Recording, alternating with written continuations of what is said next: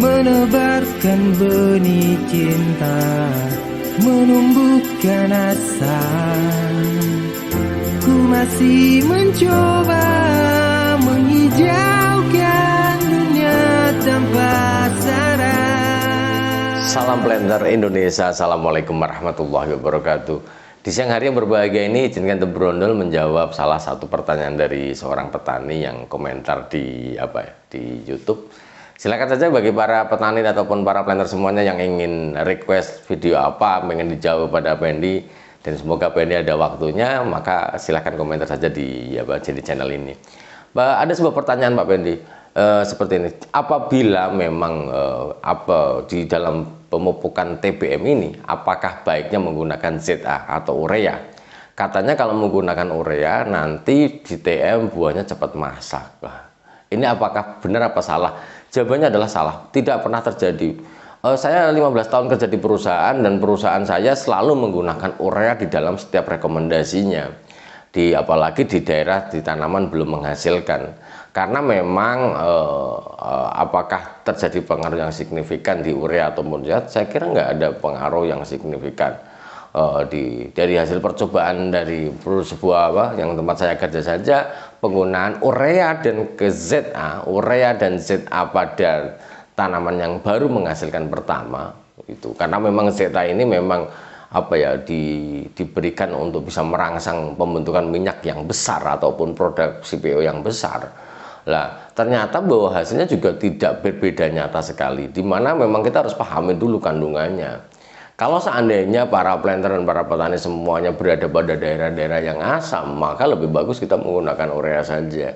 Pak Pendi, urea itu kan asam, justru asam itu adalah ZA. Kalau kita dilihat dari struktur kimianya, urea itu adalah CONH2 dua kali, yang relatif bukan sesuatu yang mengasamkan banget dibandingkan dengan ZA-Zuawelzer amoniak ini, atau ada gugus sulfatnya yang relatif akan mengasamkan tanah. Jadi kalau tanya Pak Pendi, ZA atau urea di TBM apakah berpengaruh dan sebagainya, nggak ada ngaruhnya, nggak ada masalah sebenarnya. Perbedaannya adalah pada kecepatan reaksi pembentukan nitrat, gitu saja bedanya. Kalau urea agak lebih panjang prosesnya. Kalau misalnya ZA ini, Zuawelzer amoniak ini, NH4SO4 ini, begitu dia terpotong pertama kali akan menjadi NH4 ya.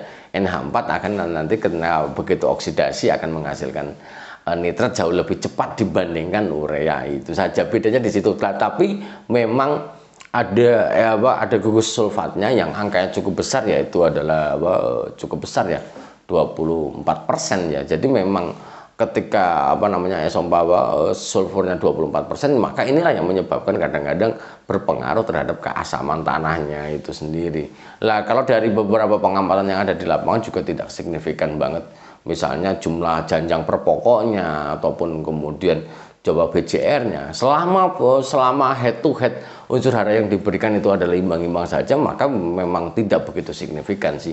Itu aja sih yang menjadi masalah. Dan jadi kalau menjawab pertanyaan ini, Pak Pendi, ketika menggunakan katanya kalau TBM pakai urea ini, kok nanti begitu berbuah ke depannya bisa masak semua? Jawabannya yang nggak seperti itu.